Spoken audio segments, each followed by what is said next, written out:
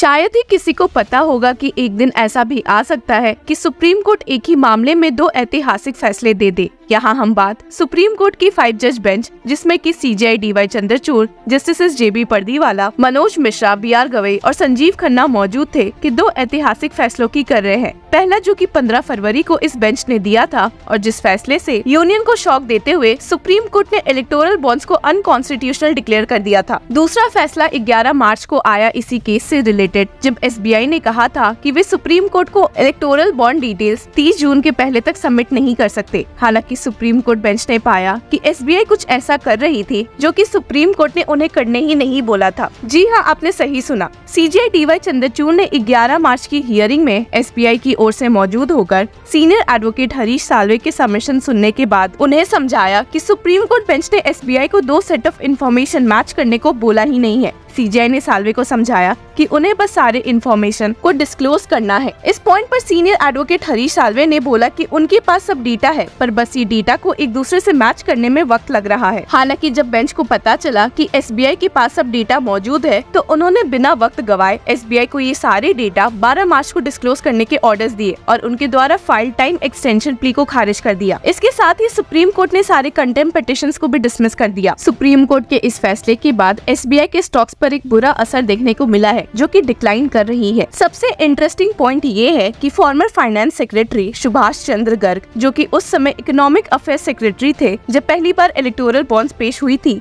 ने अपने एक इंटरव्यू में पहले ही ये प्रिडिक्ट कर दिया था कि SBI को शायद समझा ही नहीं है कि सुप्रीम कोर्ट ने अपने ऑर्डर में उनसे कौन से डेटा की मांग की है। अब SBI को ये सच में नहीं समझा था या फिर ये एक बहाना था, कौन जाने। पर हम इतना जानते हैं कि इस ऑर्डर के आते ही लोगों में खुशी की लहर देखने को मिली है और इसमें सीनियर एडवोकेट्स प्रशांत भूषण, कपिल सिब्बल और शदान फरासत मौजूद है, जो कि इस केस में पिटिशनर्स की ओर से मौजूद थे। सीनियर एडवोकेट कपिल सिब्बल ने सुप्रीम कोर्ट बेंच के इस फैसले की तारीफ करते हुए एक्स पर ट्वीट करते हुए कहा, electoral bonds SBI's application for extension of time to reveal details only in June, not by March 13, 2024, as directed by the Supreme Court. When SBI tried to stall, the court stood tall. और वहीं senior advocate Prashant Bhushan ने PTI को दिए एक interview में state किया, The Supreme Court has taken a tough stand on the SBI's application for an extension of time till June 30 to disclose details about donors of electoral bonds as well as the parties which redeemed these electoral bonds। आपको बता दे कि hearing के दौरान CJI ने SBI को फटकारते हुए कहा भी था कि भला पिछले 26 दिनों से SBI कर क्या रही थी, and stated,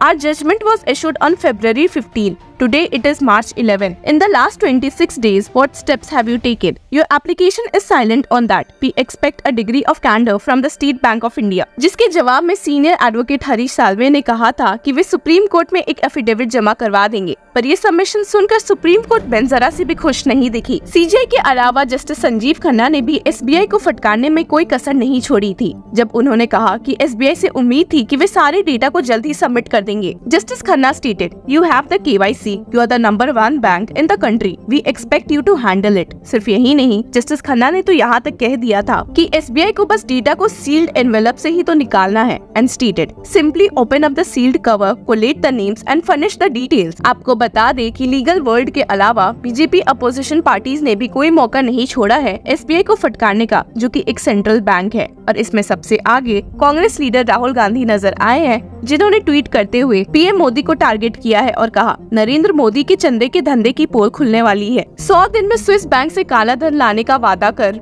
सत्ता में आई सरकार अपने ही बैंक के डेटा छिपाने के लिए सुप्रीम कोर्ट में सिर के बल खड़ी हो गई। इलेक्टोरल बॉन्ड्स भारतीय इतिहास का सबसे बड़ा घोटाला साबित होने जा रहा है, जो भ्रष्ट उद्योगपति और सरकार के नेक्सस की पोल खोलकर नरेंद्र मोदी का असली चेहरा देश के सामने लेकर आएगा। क्रोनोलॉजी स्पष्ट है, चंदा दो धंधा लो, चंदा दो प्रोटेक्शन लो, चंदा देने वालों पर कृपा की बौछार और आम जनता पर टैक्स की मार, यही है भाजपा की मोदी सरकार। वहीं TMC लीडर महुआ मोइत्रा भी पीछे नहीं रही और सुप्रीम कोर्ट के इस फैसले की तारीफ करते हुए ट्वीट किया, Submissions of SBI indicates that info sought is readily available. Thus, the application seeking extension of time until June 30 is dismissed. SBI is directed to disclose the info by March 12. Thank you Supreme Court। इन सब में data transparency activist Lokesh Batra भी पीछे नहीं हटे और उन्होंने supreme court के फैसले की तारीफ करते हुए कहा, if you really ask me, they have given more time because of the way things are going, but it is an excellent order. अगर आपको नहीं ध्यान तो ये वही सीनियर जर्नलिस्ट है जिन्होंने बीते दिनों उन डॉक्यूमेंट्स को शो किया था, जिससे ये साफ दिख रहा था कि SBI आए दिन यूनियन को कितना फेवर करती है और उनके एक बार कहने पर सारे डॉक्यूमेंट्स दे देती है, पर सुप्रीम कोर्ट के सामने एक्स्ट्रा टाइम के लिए गिड़गिड़ा रही है। एक्टिविस्ट लोकेश बत्रा के अलावा former finance minister P Chidambaram ने भी ट्वीट करते हुए कहा, the judgment order of the Supreme Court today is a tight slap on the SBI for its defence of the earlier judgment order of the Supreme Court. This was a self-inflicted stain. The order of the Supreme Court today gives an opportunity to SBI to wipe the stain and redeem itself.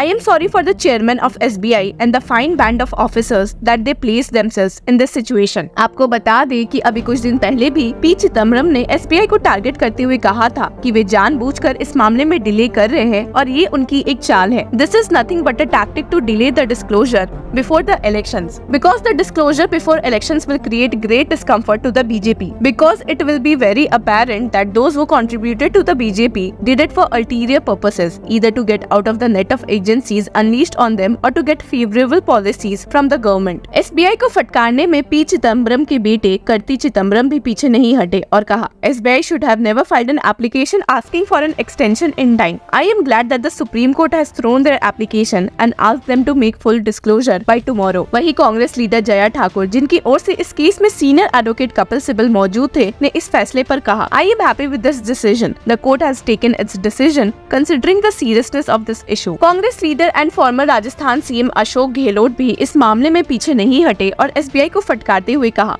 The Supreme Court has done the right thing by asking SBI to disclose details of electoral bonds by tomorrow. I am sure that Supreme Court will understand the seriousness of the matter and give a verdict that will teach a lesson to those who try to befool the court. और वहीं Odisha minister Ranendra Pratap स्वयं ने तर्क दिया, It will open the Pandora's box. It is the biggest scam in the country's electoral history. Supreme court bench ने orders देते हुए SBI के अलावा ECI को भी ऑर्डर दिया है और कहा, The State Bank is directed to disclose the details by the close of business hours or March 12, 2024. As regards the Election Commission of India, we direct them to compile the information and publish the information on their website no later than by 5 PM on March 15, 2024.